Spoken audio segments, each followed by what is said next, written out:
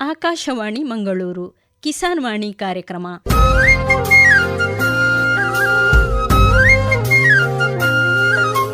ಕಿಸಾನ್ ವಾಣಿ, ಕಿಸಾನ್ ವಾಣಿ, ಜೈ ಕಿಸಾನ್, ಜೈ ಕಿಸಾನ್, ಜೈ ಕಿಸಾನ್, ಕಿಸಾನ್ ವಾಣಿ. ಈ ಕಾರ್ಯಕ್ರಮದ ಪ್ರಾಯೋಜಕರು ಕೃಷಿ ಹಾಗೂ ರೈತ ಕಲ್ಯಾಣ ಸಚಿವಾಲಯ, ಭಾರತ ಸರ್ಕಾರ. ಪ್ರಧಾನಮಂತ್ರಿ ಕಿಸಾನ್ ಮಾನ್ಧನ್ ಯೋಜನೆ ಸಿಗುವುದು ಪೆನ್ಷನ್ನ ಆಸರೆಯು ಆಗದು ನಿರಾಸರೆ ಇನ್ನು ಸಿಗುವುದು ಸಂತಸದ ಕ್ಷಣವು ಕಳೆಯುವುದು ಸುಖದಿಂದ ವೃದ್ಧಾಪ್ಯ ರಕ್ಷಿತ ಆಗುವ ಅನ್ನದಾತ ಸುರಕ್ಷಿತ ಆಗುವ ಅನ್ನದಾತ. ಪ್ರಧಾನಮಂತ್ರಿ ಕಿಸಾನ್ ಮಾನ್ಧನ್ ಯೋಜನೆಯಿಂದ ಲಘು ಮತ್ತು ಸಣ್ಣ ಹಿಡುವಳಿದಾರ ರೈತರ ಭವಿಷ್ಯವಾಗುತ್ತೆ ಸುರಕ್ಷಿತ. 60 ವರ್ಷ ವಯಸ್ಸಾದ ನಂತರ 3,000 ರೂಪಾಯಿಗಳ ಮಾಸಿಕ ಪೆನ್ಷನ್ ಖಚಿತ. 55ರಿಂದ 200 ರೂಪಾಯಿಗಳ ಮಾಸಿಕ ಶುಲ್ಕ ನೀಡಿ 18ರಿಂದ 40 ವರ್ಷ ತನಕ ರೈತರು ಪ್ರವೇಶಿಸಬಹುದು. ಈ ಅಂಶದಾನ ಯೋಜನೆಯಲ್ಲಿ ಸರ್ಕಾರ ನೀಡುತ್ತದೆ ಸಮಪಾಲು ಕೊಡುಗೆ.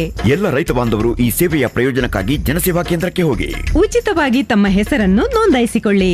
ಪ್ರಧಾನಮಂತ್ರಿ ಕಿಸಾನ್ ಮಾನ್ಧನ್ ಯೋಜನೆ ಅನ್ನದಾತರ ಪರಿಶ್ರಮಕ್ಕಾಗಿ ಈಗ ಪೆನ್ಷನ್ನಿಂದ ಅವರ ಮನೆ ಸುರಕ್ಷಿತ. ಕೃಷಿ ಮತ್ತು ರೈತ ಕಲ್ಯಾಣ ಖಾತೆ ಭಾರತ ಸರ್ಕಾರದ ವತಿಯಿಂದ ಜನಹಿತಕ್ಕಾಗಿ ಜಾರಿ. ಕಾರ್ಯಕ್ರಮದಲ್ಲಿ ಕೇಳಿ ಕೃಷಿ ಜೀವನ, ಈ ಕುರಿತು ಮೋನಪ್ಪ ಪೂಜಾರಿ ಕಾವು ಪುತ್ತೂರು ಇವರೊಂದಿಗಿನ ಸಂದರ್ಶನ. ಸಂದರ್ಶಕರು ಶಶಿಕಲಾ ಪ್ರಭು ಕಾಡುಮಠ. ಪ್ರೀತಿಯ ಶ್ರೋತೃಗಳೇ, ಕಿಸಾನ್ ವಾಣಿ ಕಾರ್ಯಕ್ರಮದಲ್ಲಿ ಸಮಗ್ರ ಕೃಷಿ ಇದರ ಬಗ್ಗೆ ಒಂದಿಷ್ಟು ಮಾಹಿತಿ ಅನುಭವಗಳನ್ನು ಹಂಚಿಕೊಳ್ಳಿಕ್ಕೆ ನಮ್ಮೊಂದಿಗಿದ್ದಾರೆ ಮೋನಪ್ಪ ಪೂಜಾರಿ ಕಾವು ಪುತ್ತೂರು.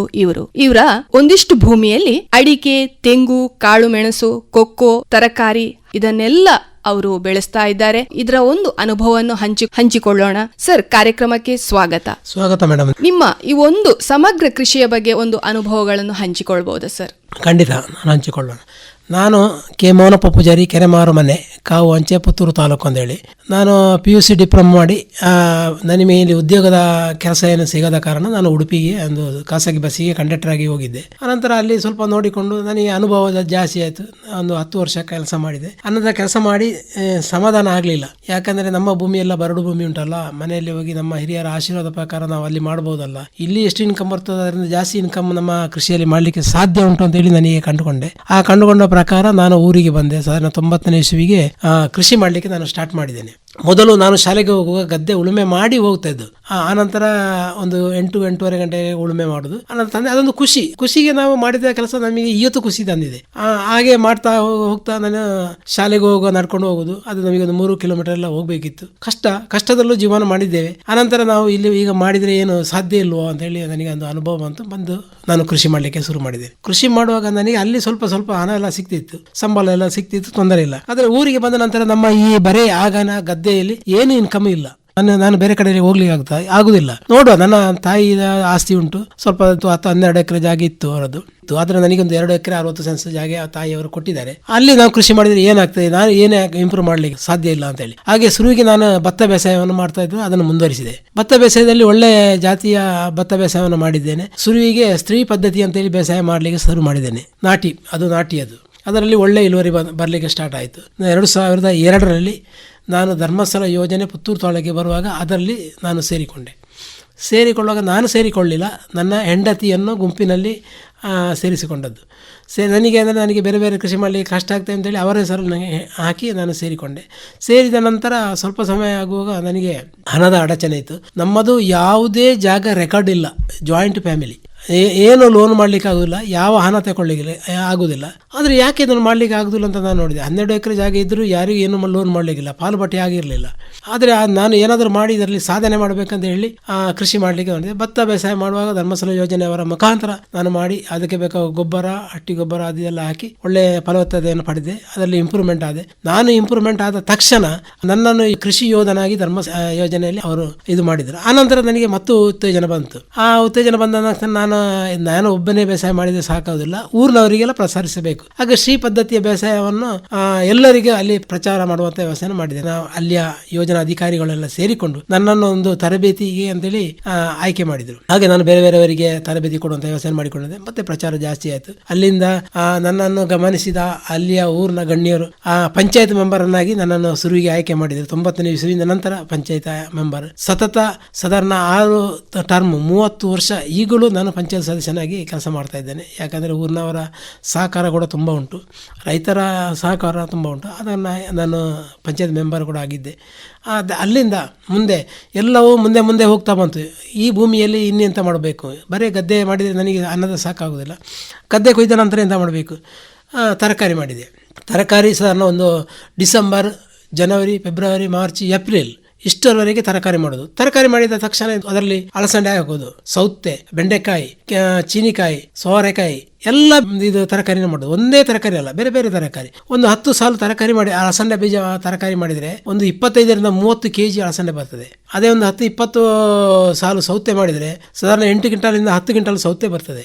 ಬೆಂಡೆ ಹಾಗೆ ಒಂದು ಸಾಧಾರಣ ಒಂದು 4 ಸಾಲು 5 ಸಾಲು ಬೆಂಡೆ ಹಾಕಿದರೆ ಕಡಿಮೆಯಲ್ಲಿ ಒಂದು 5ರಿಂದ 5 kg ಬೆಂಡೆ ಬರ್ತದೆ ಪ್ರತಿ 2 ದಿವಸಕ್ಕೊಮ್ಮೆ. ಹಾಗೆ ಚೀನಿಕಾಯಿ, ಸೋರೆಕಾಯಿ ಎಲ್ಲ ಮಿಶ್ರ ಬೆಲೆಯಾಗಿ, ಮತ್ತು ಇದು ತೊಂಡೆಕಾಯಿ ಮಾಡಬೇಕು, ಬಸಳೆ ಮಾಡಬೇಕು. ಬಸಳೆ ಎಲ್ಲ ಕೃಷಿಯನ್ನು ಮಾಡಿದರೆ, ಪ್ರತಿ ಕೃಷಿ ಮಾಡಿದರೆ ಅದರಲ್ಲಿ ನಮಗೆ ಒಳ್ಳೆಯ ಆದಾಯ ಬರ್ತದೆ. ಇದು ಆದಾಯ ಬೇಗ ಸಿಕ್ಕುವಂಥ ಆದಾಯ. ಬರೀ 2 ತಿಂಗಳಿಂದ 3 ತಿಂಗಳ ಒಳಗೆ ನನಗೆ ಸಿಕ್ಕುವ ಆದಾಯ. ಊಟಕ್ಕೆ ಅಲ್ಲಿ ಅಕ್ಕಿ ಆಯಿತು, ಇಲ್ಲಿ ಖರ್ಚಿಗೆ ಹಣ ಆಯಿತು. ಅದು ಸಾಕಾಗುವುದಿಲ್ಲ, ಯಾಕಂದರೆ ನಮಗೆ ಹೆಚ್ಚು ಬೆಳಿಬೇಕಲ್ಲ. ಅಡಿಕೆ ತೋಟ ಮಾಡಿದ್ದೇನೆ. ಅಡಿಕೆ 1,000 ಇಷ್ಟವರೆಗೆ ಅಡಿಕೆ ಗಿಡ ಹಾಕಿದ್ದೇನೆ. ಆ ಅಡಿಕೆ ಗಿಡಕ್ಕೆ ಹೆಚ್ಚು ಹಣ ಬರಲಿ ಅಂತ ಉದ್ದೇಶದಿಂದ ಕಾಳುಮೆಣಸು ಹಾಕಿದ್ದೇನೆ. ಅದರಲ್ಲಿ ಕಾಳುಮೆಣಸು ಹಾಕಿದ್ದೇನೆ ಎಲ್ಲ ಅಡಿಕೆ ಗಿಡಕ್ಕೆ. ಅನಂತರ ಅದು ಕೂಡ ನಮಗೆ ಸಾಕಾಗುವುದಿಲ್ಲ. ನೋಡಿ, ನಮಗೆ ರೈತನಿಗೆ ಎಷ್ಟೆಷ್ಟು ಬೇಕಂತೆ ಅದರ ಮಧ್ಯ ದೂರ ಕೊಕ್ಕೋ ಗಿಡವನ್ನು ಹಾಕಿದ್ದೇನೆ. ಕೊಕ್ಕೋ ಗಿಡದಲ್ಲಿ ಕೂಡ ಈಗ ಕೆಜಿಯಲ್ಲಿ ಈ ಸಲ ಒಂದು 300 ರೂಪಾಯಿವರೆಗೆ ಬಂದಿದೆ. 250ರಿಂದ 300 ರೂಪಾಯಿಗೆ ಬಂದಿದೆ. ಒಳ್ಳೆ ಕೊಕ್ಕೋ ಬರ್ತದೆ. ಅದರಿಂದ ಸ್ವಲ್ಪ ಆದಾಯ ಬರ್ಬೋದು. ಅದು ಕೂಡ ಸಾಕಾಗೋದಿಲ್ಲ. ಕೊಕ್ಕೋ ಬೇಕು ನಮ್ಮ ಭೂಮಿಯಲ್ಲಿ. ನಂತರ ತೆಂಗಿನ ಸಸಿ ಹಾಕಿದ್ದೇನೆ. ಎಲ್ಲ ಅದರ ಬದಿಯಲ್ಲಿ ಎಲ್ಲ ಕಾಂಪೌಂಡ್ನ ಸುತ್ತ ತೆಂಗಿನ ಸಸಿಯನ್ನು ಹಾಕಿದೆ. ಮತ್ತೊಂದು ಸ್ವಲ್ಪ ಜಾಗದಲ್ಲಿ ರಬ್ಬರ್ ಹಾಕಿದೆ. ಅದು ಅಲ್ಲಿಂದ ಕೂಡ ಸ್ವಲ್ಪ ಒಂದು 300 ರಬ್ಬರ್ ಗಿಡ ಹಾಕಿದ್ದೇನೆ. ಹೆಚ್ಚು ಹಾಕಲಿಲ್ಲ, ಒಂದು 300 ರಬ್ಬರ್ ಗಿಡ ಹಾಕಿದ್ದೇನೆ. ಅದರಲ್ಲಿ ನನಗೆ ಆದಾಯ ಬಂತು. ಅದರೊಟ್ಟಿಗೆ ಮಲ್ಲಿಗೆ ಕೃಷಿ ಹಾಕಿದೆ. ಮನೆ ಎದುರುಗಡೆ ಮಲ್ಲಿಗೆ ಕೃಷಿ ಮಾಡಿದ್ದೇನೆ. ಆನಂತರ ಅದು ಕೂಡ ನಮಗೆ ಸಾಕಾಗುವುದಿಲ್ಲ, ಈ ಕೃಷಿಯೆಲ್ಲ ಸಾಕಾಗುವುದಿಲ್ಲ. ಆನಂತರ ಸ್ವಲ್ಪ ಒಂದು ಗುಡ್ಡದಲ್ಲಿ ಸ್ವಲ್ಪ ಖಾಲಿ ಜಾಗ ಇತ್ತು, ಅದನ್ನು ಅಲ್ಲಿ ಗೇರು ಬೀಜವನ್ನು ಹಾಕಿದೆ. ನೋಡಿ, ಬೇಸಿಗೆಯಲ್ಲಿ ನಮಗೆ ಒಂದು ಜನವರಿ ಫೆಬ್ರವರಿ ನಂತರ ಒಂದು ಜಾತ್ರೆಗೆ ಹೋಗ್ಲಿಕ್ಕಾದರೂ ಖರ್ಚಿಗೆ ಬೇಕಾಗುವಂಥ ಗೇರು ಬೀಜ ಸಿಗ್ತಾ ಇಲ್ಲ, ಅದು ಕೂಡ ಸಂತೋಷ ಅಲ್ವ. ಹಾಗೆ ಭೂಮಿಯಲ್ಲಿ ಎಲ್ಲ ಬಗ್ಗೆ ಕೃಷಿ ಮಾಡಿದರೆ, ನಾನು ಹೇಳಿದಂತೆ ಎಲ್ಲ ಕೃಷಿಯನ್ನು ಮಾಡಿದರೆ ಎಲ್ಲ ಕಡೆಯಿಂದ ಮನೆಯ ಸುತ್ತಮುತ್ತಲಿಂದ ಎಲ್ಲ ಹಣ ಬರುವಂಥ ವ್ಯವಸ್ಥೆ ಆಗ್ತದೆ.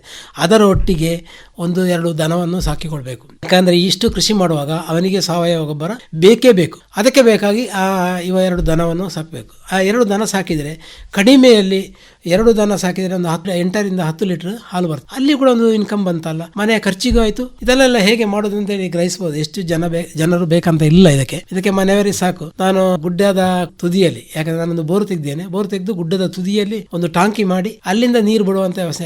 ಈ ನೀರು ಬಿಡುವಾಗ ದೊಡ್ಡ ಗುಡ್ಡದಿಂದ ಬರುವಾಗ ಎಲ್ಲ ಅಡಿಕೆಗೆ ಬೇರೆ, ಗದ್ದೆಗೆ ಬೇರೆ, ಬೇರೆ ಬೇರೆ ಕಡೆಯಲ್ಲಿ ಗೇಟ್ ವಾಲ್ ಎಲ್ಲ ಇಟ್ಟುಕೊಂಡು ನೀರನ್ನು ಹಾಕುವಂತ ವ್ಯವಸ್ಥೆ. ಆಗ ಗೇಟ್ ವಾಲ್ ಬಿಟ್ಟರೆ ಅದಕ್ಕೆ ಒಬ್ಬನೇ ಸಾಕಾಗ್ತಲ್ಲ ಈ ನೀರು ಬಿಡ್ಲಿಕ್ಕೆಲ್ಲ.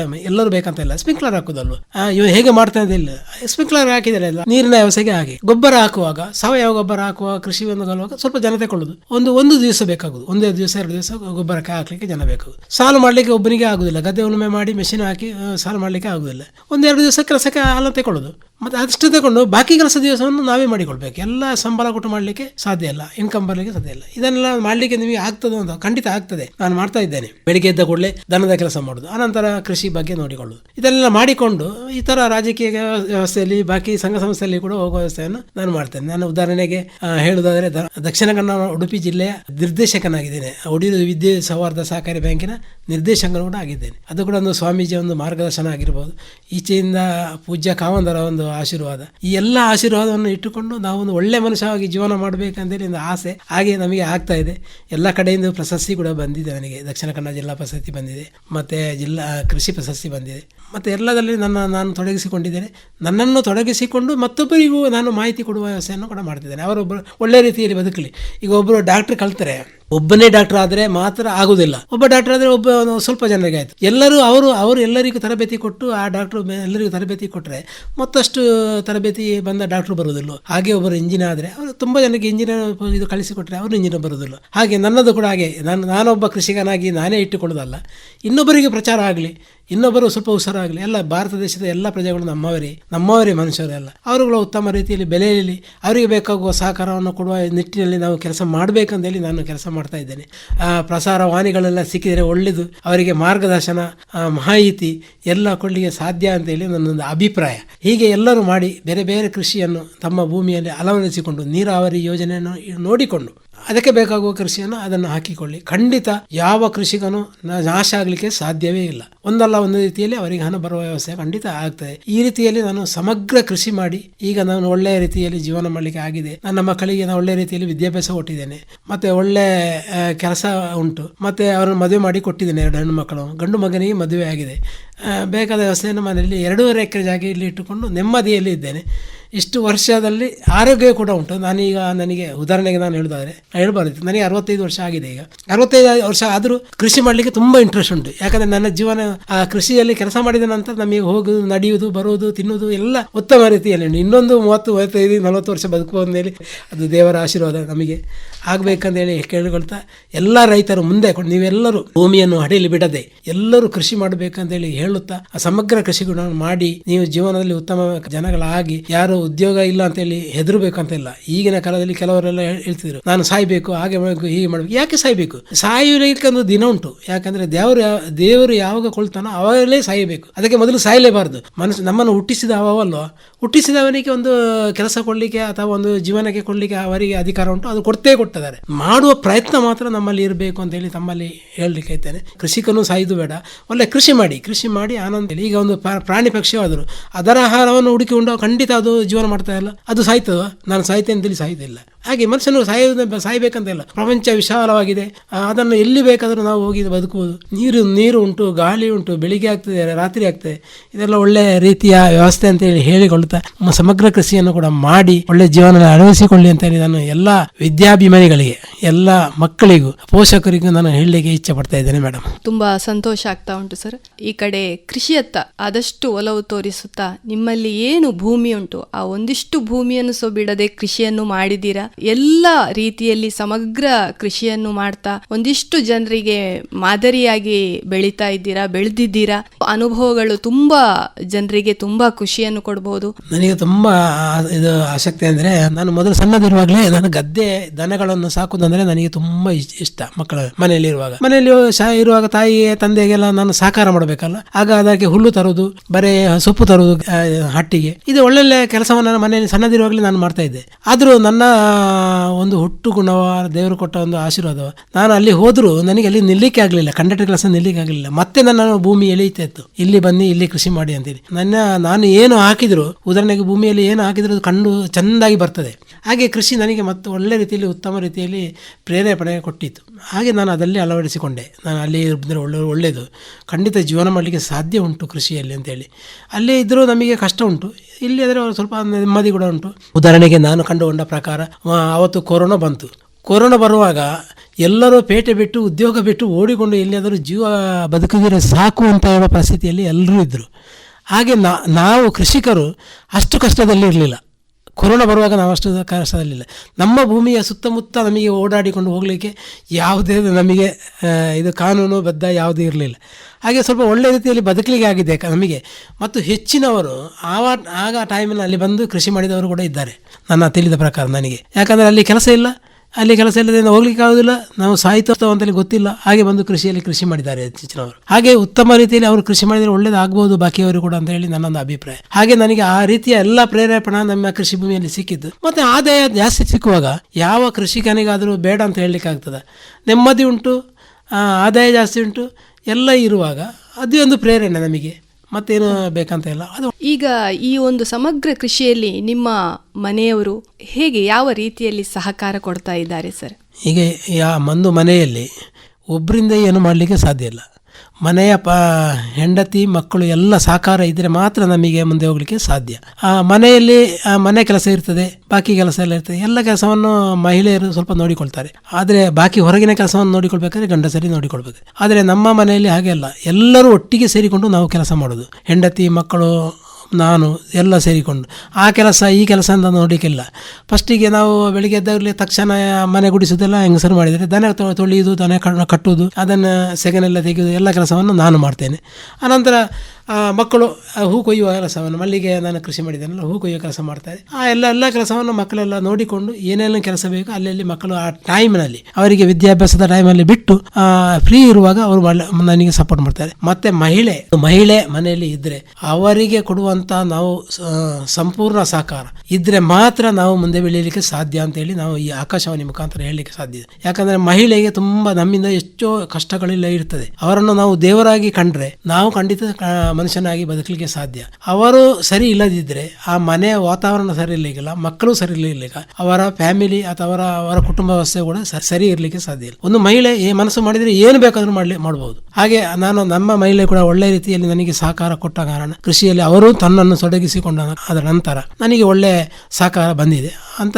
ಆದ್ದರಿಂದ ಮಕ್ಕಳು ಕೂಡ ಸಹಕಾರ ಬಂದಿದ್ದಾರೆ. ಇದರಿಂದ ನಾನು ಒಳ್ಳೆಯ ಪ್ರಜೆಯಾಗಿ ಒಳ್ಳೆಯ ಕೃಷಿಕನಾಗಿ ಒಳ್ಳೆಯ ಹೆಸರು ಬರಲಿಕ್ಕೆ, ಇಷ್ಟು ದೊಡ್ಡ ಹೆಸರು ಬರಲಿಕ್ಕೆ ಕಾರಣ ಮಹಿಳೆ ಮತ್ತು ನನ್ನ ಮಕ್ಕಳಿಂದ ಅಂತ ಹೇಳಲಿಕ್ಕೆ ನಾನು ಇಚ್ಛೆ ಪಡ್ತಾ ಇದ್ದೇನೆ. ಖಂಡಿತ ಸರ್, ಅವರ ವಿದ್ಯಾಭ್ಯಾಸದೊಂದಿಗೆ ನಿಮ್ಮ ಕೃಷಿಯ ವಿದ್ಯಾಭ್ಯಾಸ ಸಹ ಒಟ್ಟಿಗೆ ನಡೀತಾ ಉಂಟು ಮಕ್ಕಳಿಗೆ. ನೀವು ಸಹ ಹಾಗೆ ಬೆಳೆದಿದ್ದೀರಾ. ನೀವು ವಿದ್ಯಾಭ್ಯಾಸ ಮಾಡ್ತಾ ಒಟ್ಟಿಗೆ ಕೃಷಿಯನ್ನು ಸಹ ಒಟ್ಟಿಗೆ ಮಾಡ್ತಾ ಆ ಒಂದು ಕೃಷಿಯ ವಿದ್ಯಾಭ್ಯಾಸ ಒಟ್ಟಿಗೆ ನಿಮ್ಗೆ ಸಣ್ಣ ಇರುವಾಗಲೇ ಸಿಕ್ಕಿದೆ. ಹಾಗೆ ಈಗ ನೀವು ಸಹ ನಿಮ್ಮ ಮಕ್ಕಳಿಗೆ ಸಹ ಈ ಎಜುಕೇಶನ್ ಒಟ್ಟಿಗೆ ನಿಮ್ಮ ಕೃಷಿಯ ಎಜುಕೇಶನ್ ಅನ್ನ ಕೊಡ್ತಾ ಇದ್ದೀರಾ. ಖಂಡಿತ ಸರ್, ಅವರು ಸಹ ನಿಮ್ಮ ಹಾಗೆ ಒಂದು ಒಳ್ಳೆಯ ರೈತರಾಗಿ, ಒಂದು ಒಳ್ಳೆಯ ಪ್ರಜೆಯಾಗಿ, ಒಳ್ಳೆಯ ಸಮಾಜದಲ್ಲಿ ಒಳ್ಳೆಯ ವ್ಯಕ್ತಿಗಳಾಗಿ ಬೆಳೀತಾರೆ ಸರ್. ಹಾಗೆ ಸಹಕಾರ ಮುಂದೆ ಸಹ ಇರ್ಲಿ, ನೀವು ಮಾಡ್ತಾ ಇರಿ. ಇನ್ನು ಒಂದಿಷ್ಟು ಜನರಿಗೆ ತರಬೇತಿಯನ್ನು ಕೊಡ್ತಾ ಇರಿ. ಹಾಗೆ ಇನ್ನು ಒಂದಿಷ್ಟು ಜನರಿಗೆ ನಿಮ್ಮ ಒಂದು ಸಂತೋಷವನ್ನು ಹಂಚಿಕೊಳ್ಳಿ, ಮಾಡಬೇಕು ಅಂತ ಹೇಳುವ ಒಂದು ಆದರ್ಶವನ್ನು ಬೆಳೆಸ್ಕೊಳ್ಳಿ. ಮುಂದೆ ಒಂದು ಒಳ್ಳೆಯ ಸಾಧಕ ರೈತರಾಗಿ ಬೆಳೀಲಿ ಅಂತ ಹೇಳಲಿಕ್ಕೆ ಇಷ್ಟಪಡ್ತೇನೆ. ಮತ್ತೆ ಮೇಡಮ್, ಮತ್ತೊಂದು ವಿಷಯ ನಾನು ಹೇಳಲಿಕ್ಕೆ ಬಿಟ್ಟು ಹೋಗಿದ್ದೇನೆ. ನನ್ನ ಮನೆಗೆ ಧರ್ಮಸ್ಥಳ ಯೋಜನೆ ಮತ್ತು ಒಡಿಯೂರು ಯೋಜನೆಯವರು ಕೃಷಿ ಮಾಹಿತಿಗೆ ಅಂತ ಹೇಳಿ ಬರ್ತಾರೆ. 1-2 ವ್ಯಾನ್ 3 ವ್ಯಾನ್ ಎಲ್ಲ ಬರ್ತಾ ಇದ್ದಾರೆ. ಕಡಿಮೆಯಲ್ಲಿ ವಾರದಲ್ಲಿ 1-2 ಸಲ 3 ಸಲ ಯೋಜನಾ ಅಧಿಕಾರಿಗಳೆಲ್ಲ ನನ್ನ ಕರ್ಕೊಂಡು ಬರ್ತಾರೆ. ಆಗ ಮನೆಯಲ್ಲೇ 60 ಜನ 70 ಜನರಿಗೆ ನಾನು ಕೃಷಿ ಮಾಹಿತಿ ಕೊಡ್ತಾ ಇದ್ದೇನೆ. ಮತ್ತೆ ಭತ್ತ ಬೇಸಾಯ ಹೇಗೆ ಮಾಡಬೇಕು, ಸಮಗ್ರ ಕೃಷಿ ಹೇಗೆ ಮಾಡಬೇಕು, ಎಲ್ಲ ಬಗ್ಗೆ ಮಾಹಿತಿ ನಾನು ಕೊಡ್ತಾ ಇದ್ದೇನೆ. ಹಾಗೆ ಮನೆಯಲ್ಲಿ ಕೂಡ ನಾನು ಕೃಷಿ ಮಾಹಿತಿ ಕೊಡುವಂತ ವ್ಯವಸ್ಥೆಯನ್ನು ಅವರಿಗೆ ಬೇಕಾಗಿ 1 ಗಂಟೆ 2 ಗಂಟೆಗೆ ಕೆಲಸವನ್ನು ಮಾಡ್ತಾ ಇದ್ದೇನೆ. ಒಂದು ಸಾರ್ಥಕ ಜೀವನ, ಒಂದು ತೃಪ್ತಿಯ ಜೀವನ ಅಂತ ಹೇಳ್ಬೋದು ಸರ್. ನೀವೊಂದು ಮಾರ್ಗದರ್ಶಕರಾಗಿ ಸಹ ಕೆಲಸ ಮಾಡ್ತಾ ಇದ್ದೀರಾ, ಒಂದಿಷ್ಟು ಜನರಿಗೆ ತರಬೇತಿಯನ್ನು ಕೊಡ್ತಾ ಇದ್ದೀರಾ. ನಿಮ್ಮಲ್ಲಿ ಏನು ಈ ಕೃಷಿಯ ಕಲೆ ಉಂಟೋ ಅದನ್ನೆಲ್ಲ ಒಂದಿಷ್ಟು ಜನರಿಗೆ ಹಂಚಿಕೊಳ್ತಾ ಇದ್ದೀರಾ. ಹಾಗೆ ಮೇಡಮ್, ನಾನು ಮತ್ತೆ ಎಲ್ಲ ಶಾಲೆಗಳಿಗೆ, ನಮ್ಮ ಹತ್ತಿರದ ಶಾಲೆಗಳಿಗೆ, ಸರ್ಕಾರಿ ಶಾಲೆಗಳಿಗೆ ಕೂಡ ಹೋಗಿ ಅಲ್ಲಿ ಮಕ್ಕಳಿಗೆ ಪಾಠ ಮಾಡುವಂತ ವ್ಯವಸ್ಥೆ ಮಾಡ್ತಾ ಇದ್ದೇನೆ. ಕೃಷಿ ಬಗ್ಗೆ ಕೃಷಿ ಪಾಠ, ಅದನ್ನು ಭತ್ತವನ್ನು ಬೆಳೆಸುವುದು ಹೇಗೆ, ಕೃಷಿ ಮಾಡುವುದು ಹೇಗೆ, ಅದನ್ನು ಕೊಯ್ಲು ಮಾಡುವುದು ಹೇಗೆ, ಮತ್ತೆ ಕೊಯ್ಲು ಹೊಸ ಅಕ್ಕಿ ಊಟ ಮಾಡೋದು ಹೇಗೆ, ಅದನ್ನು ಆಚರಣೆ ಮಾಡೋದು, ಎಲ್ಲ ರೀತಿಯನ್ನು ಶಾಲೆಯಲ್ಲಿ ಹೋಗಿ ಅವರಿಗೆ ಪಾಠ ಮಾಡಿ ಮಕ್ಕಳಿಗೆ ತಿಳಿಸುವನ್ನು ಮಾಡ್ತಾ ಇದ್ದೇನೆ. ಅಲ್ಲಿ ನಮ್ಮ ಹತ್ತಿರದ ಶಾಲೆ ಕೌಡುಚರ್ನಲ್ಲಿ ಪಾಪಮಜಲ ಎಂಬ ಶಾಲೆ ಉಂಟು, ಸುಳ್ಳೆಪದವು ಶಾಲೆ ಉಂಟು, ಹಾಗೆ ಕಾವು ಶಾಲೆ ಉಂಟು. ಹಾಗೆ ಬೇರೆ ಬೇರೆ ಹತ್ತಿರದ ಶಾಲೆ, ಕ್ಲಸ್ಟರ್ ಮಟ್ಟದ ಶಾಲೆಗಳಿಗೆ ಹೋಗಿ ಅವರು ಕರೆದ್ರೆ ಅವರಿಗೆ ಹೋಗಿ ಪಾಠ ಮಾಡುವ ವ್ಯವಸ್ಥೆಯನ್ನು ಕೂಡ ಮಾಡ್ತಾ ಇದ್ದೇನೆ. ಗದ್ದೆಗೆ ಹೋಗಿ ಗದ್ದೆಯಲ್ಲಿ ಕೂಡ ನಾನು ಯೋಜನಾ ಎಲ್ಲ ವಿದ್ಯಾರ್ಥಿಗಳಿಗೆ, ಮುಂದಿನ ವಿದ್ಯಾರ್ಥಿಗಳಿಗೆ ಹೇಗೆ ಗದ್ದೆಯಲ್ಲಿ ಮಾಡಬಹುದು, ಹೇಗೆ ನೇಜಿ ನೆಡುವುದನ್ನು ಕೂಡ ತೋರಿಸುವ ವ್ಯವಸ್ಥೆಯನ್ನು ಕೂಡ ಮಾಡ್ತಾ ಇದ್ದೇನೆ ಮೇಡಮ್. ಇದೊಂದು ಒಳ್ಳೆಯ ವಿಷಯ. ವಿದ್ಯಾರ್ಥಿಗಳಿಗೆ ಈ ಒಂದು ಮಾಹಿತಿ ತುಂಬಾ ಬೇಕಾಗ್ತದೆ. ಯಾಕೆ ಅಂತ ಹೇಳಿದ್ರೆ ಮುಂದಿನ ಜೀವನದಲ್ಲಿ ಊಟ ಮಾಡಬೇಕು ಅಂತಾದ್ರೆ ನಾವು ಮಾಡಲೇಬೇಕು. ಆ ಭತ್ತದ ಬೆಳೆ ಇರಲಿ, ಯಾವುದೇ ಕೃಷಿ ಅನ್ನೋ ಜೀವನಕ್ಕೆ ಈ ಒಂದು ಮಕ್ಕಳಿಗೆ ಈ ಸಂದರ್ಭದಲ್ಲಿ ಅವರಿಗೆ ಒಂದು ಒಳ್ಳೆಯ ರೀತಿಯಲ್ಲಿ ಇಂಟ್ರೆಸ್ಟ್ ಇರ್ತದೆ. ಆ ಸಂದರ್ಭದಲ್ಲಿ ನೀವು ಹೋಗಿ ಅದನ್ನು ತರಬೇತಿ ಕೊಡ್ತಾ ಇದ್ದೀರಾ. ಮಕ್ಕಳಿಗೆ ಒಂದು ಸ್ಕೂಲಲ್ಲಿ ತರಬೇತಿ, ಒಂದು ಕಡೆ ದೊಡ್ಡವರಿಗೆ, ಹಿರಿಯರಿಗೆ ಒಂದು ತರಬೇತಿಯನ್ನು ಕೊಡ್ತಾ ಇದ್ದಾರೆ, ಹೋಗಿ ತರಬೇತಿ, ಹಾಗೆ ಮನೆಯಲ್ಲಿ ಸಹ ತರಬೇತಿಯನ್ನು ಕೊಡ್ತಾ ಇದ್ದೀರಾ. ತುಂಬಾ ಒಳ್ಳೆಯ ಕೆಲಸವನ್ನು ಮಾಡ್ತಾ ಇದ್ದೀರಾ. ಇದಿಷ್ಟು ತುಂಬಾ ಮಾಹಿತಿಗಳನ್ನು ನಮಗೆ, ನಮ್ಮ ರೈತರಿಗೆ ಹಂಚಿಕೊಂಡಿದ್ದೀರಾ. ತುಂಬ ಹೃದಯದ ಧನ್ಯವಾದಗಳು. ನಿಮ್ಮ ವಿಳಾಸ ಹಾಗೂ ನಿಮ್ಮ ಕಾಂಟ್ಯಾಕ್ಟ್ ನಂಬರ್ ಅನ್ನು ಇಡೀ ಶ್ರೋತೃಗಳಿಗೆ, ರೈತರಿಗೆ ಹೇಳಿ ಅಂತ ಹೇಳಿ ಕೇಳ್ಕೊಳ್ತಾ ಇದ್ದೇನೆ. ನನ್ನ ಹೆಸರು ಕೆ ಮೋನಪ್ಪ ಪೂಜಾರಿ, ಕೆರೆಮಾರು ಮನೆ, ಕಾವು ಅಂಚೆ, ಪುತ್ತೂರು ತಾಲೂಕು. ನನ್ನ ಫೋನ್ ನಂಬರ್ ಬಿಟ್ಟು 997 22 60 97. ಇನ್ನೊಮ್ಮೆ ಕೇಳಿ 997 22 60 97. ಈ ವಿಳಾಸಕ್ಕೆ ನನ್ನನ್ನು ಸಂಪರ್ಕ ಮಾಡಿದರೆ ನಿಮಗೆ ಬೇಕಾಗುವ ಮಾಹಿತಿಯನ್ನು ನಾನು ಫೋನ್ ಮುಖಾಂತರ ಕೊಡ್ತೇನೆ. ಹೀಗೆ ಬಂದರೆ ನಿಮಗೆ ಮನೆಯಲ್ಲೇ ಬಂದು ಕೊಡುವಂಥ ವ್ಯವಸ್ಥೆಯನ್ನು ಖಂಡಿತ ಮಾಡ್ತೇನೆ ಅಂತ ಹೇಳ್ತಾ ಇದ್ದೇನೆ. ಪ್ರೀತಿಯ ಶ್ರೋತೃಗಳೇ, ಕೇಳಿದಿರಲ್ಲ, ಇದುವರೆಗೆ ಮೋನಪ್ಪ ಪೂಜಾರಿ ಇವರು ಒಂದಿಷ್ಟು ಅನುಭವಗಳನ್ನು ಹೇಳ್ತಾ ಅವರು ಆ ಸಾಧನೆಯನ್ನು ಮಾಡಿದ ರೀತಿ ನಮಗೂ ಒಂದು ಪ್ರೋತ್ಸಾಹಕವಾಗಿ ಅವರು ಮಾತಾಡಿದ್ದಾರೆ. ಇವರಿಗೆ ನಿಮ್ಮೆಲ್ಲರ ಪರವಾಗಿ ಆಕಾಶವಾಣಿ ಕಡೆಯಿಂದ ತುಂಬು ಹೃದಯದ ಧನ್ಯವಾದಗಳನ್ನು ಹೇಳ್ತಾ ಇದ್ದೇನೆ ಸರ್. Thank you madam. ಇದುವರೆಗೆ ಕೃಷಿ ಜೀವನ ಈ ಕುರಿತು ಮೋನಪ್ಪ ಪೂಜಾರಿ ಕಾವು ಪುತ್ತೂರು ಇವರೊಂದಿಗಿನ ಸಂದರ್ಶನ ಕೇಳಿದಿರಿ. ಸಂದರ್ಶಕರು ಶಶಿಕಲಾ ಪ್ರಭು ಕಾಡುಮಠ. ಈ ಕಾರ್ಯಕ್ರಮದ ನಿರ್ದೇಶನ PV ಪ್ರಶಾಂತ್ ಕುಮಾರ್. ಇದು ಇಂದಿನ ಕಿಸಾನ್ ವಾಣಿ. ಈ ಕಾರ್ಯಕ್ರಮದ ಪ್ರಾಯೋಜಕರು ಕೃಷಿ ಹಾಗೂ ರೈತ ಕಲ್ಯಾಣ ಸಚಿವಾಲಯ, ಭಾರತ ಸರ್ಕಾರ. ಪ್ರಧಾನಮಂತ್ರಿ ಕಿಸಾನ್ ಮಾನ್ಧನ್ ಯೋಜನೆ ಸಿಗುವುದು ಪೆನ್ಷನ್ನ ಆಸರೆಯು ಆಗದು ನಿರಾಸರೆ ಇನ್ನು ಸಿಗುವುದು ಸಂತಸದ ಕ್ಷಣವು ಕಳೆಯುವುದು ಸುಖದಿಂದ ವೃದ್ಧಾಪ್ಯ ರಕ್ಷಿತ ಆಗುವ ಅನ್ನದಾತ ಸುರಕ್ಷಿತ ಆಗುವ ಅನ್ನದಾತ. ಪ್ರಧಾನಮಂತ್ರಿ ಕಿಸಾನ್ ಮಾನ್ಧನ್ ಯೋಜನೆಯಿಂದ ಲಘು ಮತ್ತು ಸಣ್ಣ ಹಿಡುವಳಿದಾರ ರೈತರ ಭವಿಷ್ಯವಾಗುತ್ತೆ ಸುರಕ್ಷಿತ. 60 ವರ್ಷ ವಯಸ್ಸಾದ ನಂತರ 3,000 ರೂಪಾಯಿಗಳ ಮಾಸಿಕ ಪೆನ್ಷನ್ ಖಚಿತ. 55ರಿಂದ 200 ರೂಪಾಯಿಗಳ ಮಾಸಿಕ ಶುಲ್ಕ ನೀಡಿ 18ರಿಂದ 40 ವರ್ಷ ತನಕ ರೈತರು ಪ್ರವೇಶಿಸಬಹುದು. ಈ ಅಂಶದಾನ ಯೋಜನೆಯಲ್ಲಿ ಸರ್ಕಾರ ನೀಡುತ್ತದೆ ಸಮಪಾಲು ಕೊಡುಗೆ. ಎಲ್ಲ ರೈತ ಬಾಂಧವರು ಈ ಸೇವೆಯ ಪ್ರಯೋಜನಕ್ಕಾಗಿ ಜನಸೇವಾ ಕೇಂದ್ರಕ್ಕೆ ಹೋಗಿ ಉಚಿತವಾಗಿ ತಮ್ಮ ಹೆಸರನ್ನು ನೋಂದಾಯಿಸಿಕೊಳ್ಳಿ.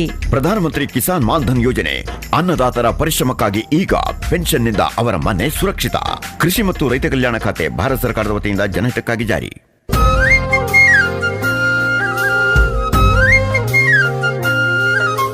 ಕಿಸಾನ್ ವಾಣಿ, ಕಿಸಾನ್ ವಾಣಿ, ಜೈ ಕಿಸಾನ್, ಜೈ ಕಿಸಾನ್, ಜೈ ಕಿಸಾನ್, ಕಿಸಾನ್ ವಾಣಿ.